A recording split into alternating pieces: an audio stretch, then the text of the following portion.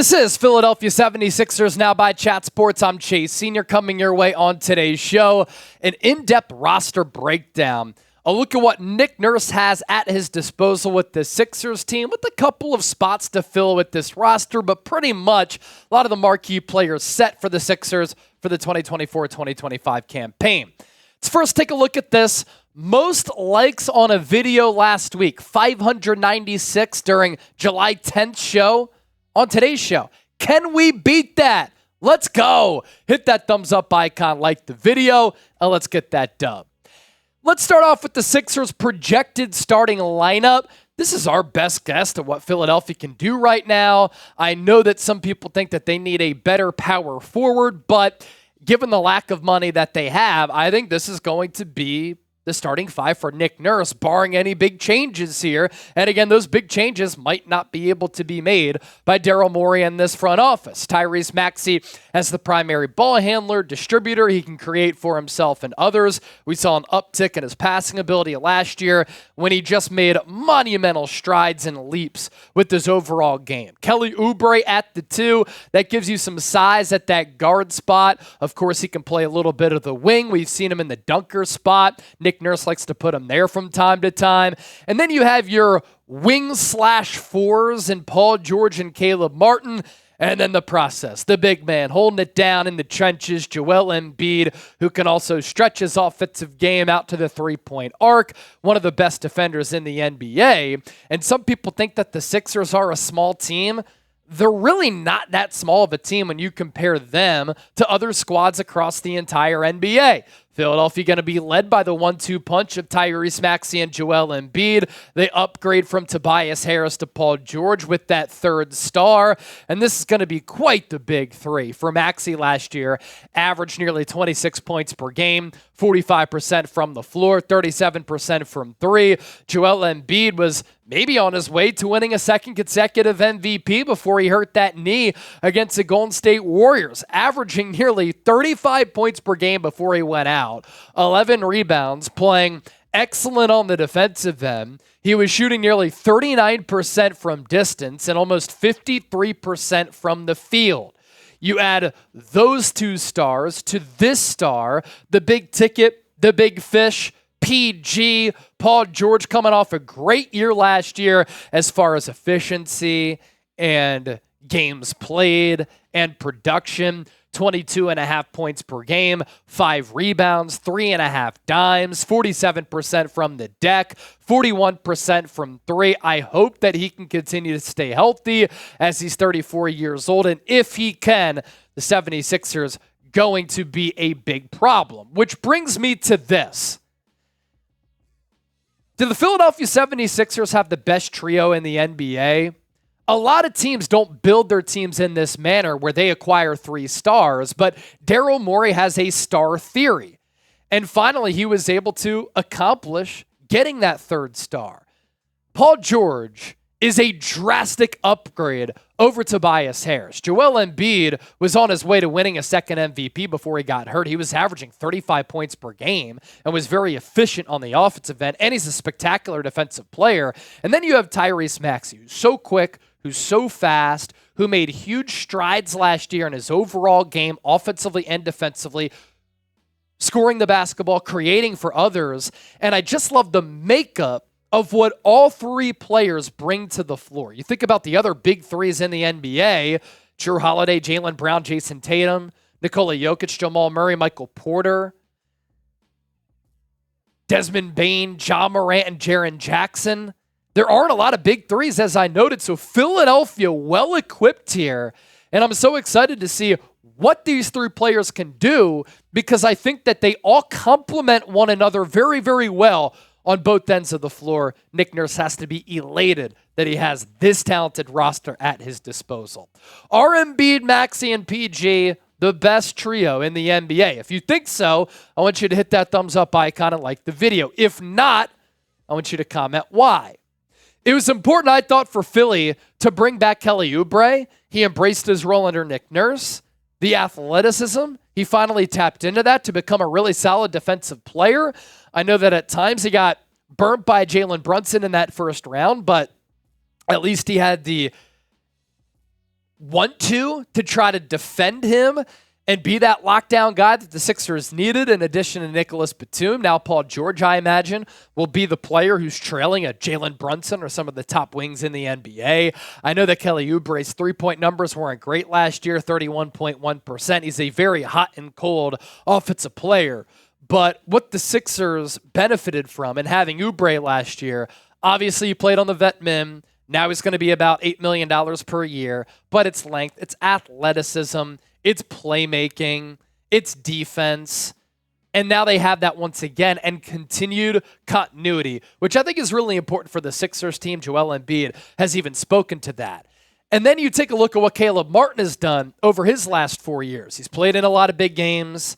He's mentally and physically tough. He can give you length, athleticism, and defense. He can give you a little bit of playmaking. He can knock down the three. He can take it to the cup. And he was a byproduct of that Miami Heat culture, which I think is going to be able to help Philadelphia as they look to be more mentally tough. And it was huge for them to round out their roster with a player like this. They could have brought in a vet min guy. Instead, they gave Caleb Martin some decent coin, and I'm glad that he's a Philadelphia 76er. So with what the Sixers have been able to accomplish here, going back to what I was talking about with the big three, you have Maxey, 3-level scorer. He can kind of do everything. Paul George, 3-level scorer, excellent defender, and he's comfortable playing off ball. Joel Embiid, spectacular defender. His passing ability has gotten better. He can score from all 3 levels. And then as complements to that, you have the athletic wing in Kelly Oubre. He's going to get some more open looks just naturally as a byproduct of the Sixers being a little bit better. Caleb Martin, too. And then driving lanes will open up for really everybody, too. So you'll see those seams, I think, offensively for the Sixers. And Nick Nurse does a good job of drawing up some plays in the half court. And everything just seems to be coming together finally. And I'm always going to be a glass half full approach guy, even though I'm very negative when it comes to the Sixers. But I just really like what Daryl Morey has been able to do with the construction of this roster. From the starters to some of the returning pieces. You bring back Kyle Lowry, the extension of the coach on the floor. He can play on ball, off ball, leadership qualities, and a tone setter. Last year with the Sixers, 23 games played after they got him from the buyout market. 8 points per game, 44.5% from the field, 40+% from three. A willing defender who is gritty and tough as nails. How about the play we've seen from Ricky Council throughout the NBA Summer League? We needed to see the game slow down for him a little bit. Check. 3-point numbers, be a little bit better. Check. He's also been able to display the athleticism that we saw in moments last year. Is this a player who could play the wing, maybe play the 4 from time to time after the exit of B-Ball Paul? These Summer League numbers are awesome. Of course, it's going up against lesser competition, but 19.5 points, 42% from the field, almost 36% from three. That efficiency will play for a back end of the rotation type of player who's still young, who Chip can still be molded, which brings us to this question. Could we see a breakout season from Ricky Council? Yeah, I think we absolutely could see a big year here coming up for Ricky Council for a couple of reasons. One, because I think he's coming along in his development enough where he's talented enough at this point where he can make an impact as a rotation player for the Sixers. We've seen him be more comfortable in the Summer League with the ball in his hands. He has a better handle, a better control on offense. He's hitting that corner 3, hitting the catch and shoot 3, and just looks so confident. And that's what you love to see. But the Sixers are also kind of going to need him this season because when you think about the way the Sixers team is constructed right now, they have a lot of money poured into Joel Embiid, Tyrese Maxey, Paul George. They don't have a lot of other salaries that they're going to be able to move the deadline outside of a KJ Martin. So there's not very many avenues for the Sixers to go and upgrade their roster at the trade deadline. Now they can always shop the buyout market and things like that, but they're going to need somebody like Ricky Council who is on such a cheap, affordable deal to step up. And if he can, that's huge because, again, the Sixers are really cash-strapped, really kind of almost stuck with this team that they have. No, Morey will find creative ways to get better, I'm sure. Yeah. But if you can save money and get a player that some people are comparing to an early in his career Jaylen Brown, I'm not 100% sold on that, but he has shown a lot.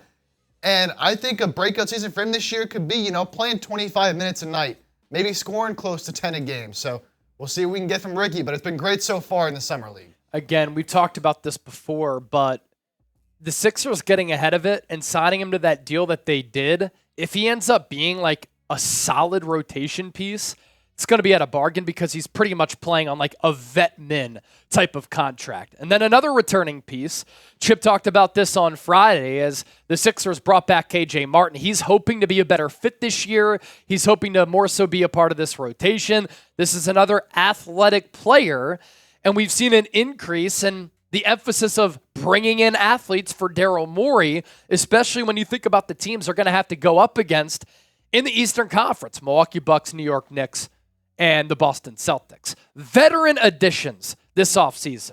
One of the best rebounders of this generation, and Andre Drummond, who's so active on the glass, runs the floor well. Finally, Joel Embiid has a legitimate backup. And Andre Drummond, I know that he's not the starter that he once was to start his career coming out of UConn with the Detroit Pistons. One thing remains constant, his ability to rebound the basketball. 2020-2021, average 15 and 12. Following season, split between Philly and Brooklyn. We saw what he can do, 8 and 9. Following year, 6 and 6. And then last year, 8.5 and 9. He also does a good job of being an instinctual player on the defensive end, getting his hands and his arms in the way of passing lanes, generating steals on top of rebounds and blocks. That's a game-changing type of player right there on the peripheries of this roster. And then Eric Gordon. Of course, not the player that he once was. He is older, but this is a vet min player who Daryl Morey is very familiar with, who the sample size shows you over the last couple of years has been very consistent in knocking down the three. And then lastly, the 2 draft picks for the Sixers in the 2024 NBA draft. Jared McCain off to a slow start in Summer League. I'm really excited to see the development 2 years from now, let's say, for Adem Bona. I mean, a player around the rim who's a high flyer, excellent athlete. He's blocking shots like crazy during the Summer League. For McCain, keep in mind that at Duke last year, started the season ice cold and then finished as their best player. Confidence grew, game slowed down, he found his shot. For the Summer League so far, we've seen the glimpses, we've seen the quick release, we've seen some playmaking. The wraparound dish that he made to Bona was excellent this week. The transition 3-ball is also there. He's averaging 24-plus minutes per night, 10-plus points, 5 rebounds, 2-plus dimes. The field goal number is not good. 26.5% from the field, 25% from 3.